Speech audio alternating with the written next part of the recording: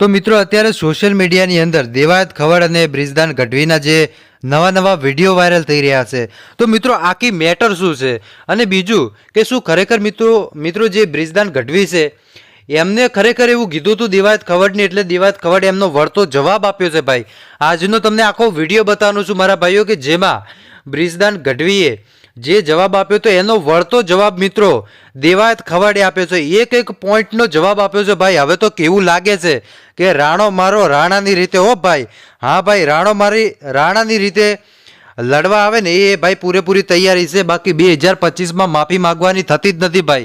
એ આ દેવાયત ખવડ છે। હવે દેવાયત ખવડ તો મિત્રો તમને આગળ આખો વિડીયો બતાવવાનો છું ભાઈ, અને તમે માનો નહીં સાહેબ, પણ ખરેખર આ વિડીયો તમને એકવાર બતાવું ને એટલે તમને પોતાને ખબર પડશે કે ભાઈ ખરેખર યાર આ દેવાયત ખવડ શું બોલી રહ્યા છે। આટલા દિવસ સુધી તો દેવાયત ખવડ આ રીતે પોઈન્ટ ટુ પોઈન્ટ કોઈને જવાબે નથી આપ્યો ભાઈ, પણ આ વખતે સાહેબ આ વખતે રાણો રાણાની રીતે છે હો ભાઈ। હા તો હાલો મારા ભાઈઓ, સૌથી પહેલાં તમે આ વિડીયો જોઈ લો અને વિડીયો જોયા પછી મને કોમેન્ટ કરીને જરૂર બતાજો ભાઈ કે દેવાયત ખવડની વાત સાચી છે કે ખોટી છે। હવે તમે સૌથી પહેલા આ વિડીયો જોઈ લો। માતાજી જય સોનબાઈમાં હું છું દેવાયત ખવડ। હમણાં જ મેં ચાલી રહેલા વિવાદનો એક વિડીયો પાછો બીજો મારી સામે આવ્યો અને મેં સાંભળ્યો એટલે મને એવું લાગ્યું કે મારે જવાબ દેવો બહુ જરૂરી છે, પબ્લિક સુધી, સારા માણસ સુધી એક સારો મેસેજ પહોંચે એટલા માટે। એ વિડીયોમાં એ બોલે છે પહેલો પોઈન્ટ કે એડ્રેસ છુપાવવું પડે છે એને। તો મારે એડ્રેસ કેમ છુપાવવું પડે ભાઈ? મારી તો અપડેટ હોય કે મારો ગઈકાલે આ કાર્યક્રમ છે, છતાંય તારે એડ્રેસ જોતું જ હોય તો ઇસ્કોન આંબલી રોડ ઉપર મારી ઓફિસ છે, આ મારું એડ્રેસ। ઓકે, બીજી વાત, પ્રશ્ન બીજો કે 200 લોકોને સાથે લઈને ફરે છે। 200 લોકો એટલે એક ગાડીમાં 4નું 5નું સીટિંગ હોય, તો 200 લોકોમાં કેટલી ગાડીઓ કમસે કમ મારે જોવે? આપ પણ જાણો છો। જેને ડાયરા કર્યા આયોજકને પૂછો કે કેટલી ગાડીઓ લઈને આવું છું, એ બધા પ્રૂફ પુરાવા દેવાની જરૂર નથી। આ એકદમ ફેક્ટ વાત છે, ઉપજાવેલી વાત છે એની। ત્રીજી વાત કરું તો સમાધાન કરવા માટે 50 લોકોને દોડાવ્યા, આવો એ બ્લેમ કરે છે મારી પર। હું સમાધાન કરવા દોડાવું? તું એવડી મોટી કોઈ તોપ નથી તો હું સમાધાન કરવા માટે 50 લોકોને દોડતા? ઓથેન્ટિક પુરાવો કે તે જ્યારે આ બનાવ બન્યો 2 વર્ષ પહેલાં સોનબાઈ માના મંદિરે જ્યારે સમાધાન કરવાનું હતું ત્યારે પ્રવીણદાન ગઢવી એટલે કે મોગલ સેનાના પ્રમુખ, મને ફોન આવ્યો પેલો દીપકભાઈ કાઠીનો અમદાવાદ કે પ્રવીણદાનને કામ છે, પ્રવીણદાનને કોન્ફરન્સમાં લીધા અને મને પ્રવીણદાને કીધું કે કોઈ પણ રીતે આ મામલો પતાવવાનો છે, તમે પ્લીઝ। મેં કીધું કાંઈ વાંધો નહીં, તમે પ્લીઝ ન બોલો। ત્યાર પછી મને ફોન આવ્યો મઢડાથી દાદુભાઈનો।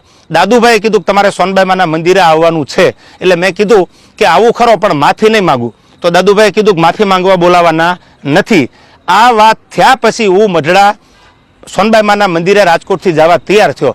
એટલે તું એવી કોઈ મોટી તોપ નથી કે મારે સમાધાન માટે 50 લોકોને તારી પાછળ દોડાવવા પડે। મારે બહુ જાજી વાત કરવી નથી, કારણ કે પબ્લિક પાસે, ઓડિયન્સ પાસે એટલો બધો સમય નથી આ ફાલતુ વાતું સાંભળવાનો, પણ મારે પ્રૂફ આપવું એ મારા માટે અગત્યનું જરૂર લાગ્યું। મારો કિંમતી સમય સાહિત્યમાં મારા જે પ્રેક્ષકો છે એને સારી વાતું સંભળાવવામાં કે સાહિત્યની 2 વાતું નવી આપવામાં છે, એટલે મને આ બધી ફાલતુ વાતોમાં એટલો બધો ઇન્ટરેસ્ટ નથી। રહી વાત બીજી સંસ્કારની, તો સંસ્કારની વાત રહેવા દે ભાઈ, બધાના સંસ્કારની બધાને ખબર છે। જે મુઠ્ઠી બાંધેલી છે એને ઉઘાડી ન કર, ઉઘાડી હવા ખાય, એટલે આ બધી વાત છોડી દે।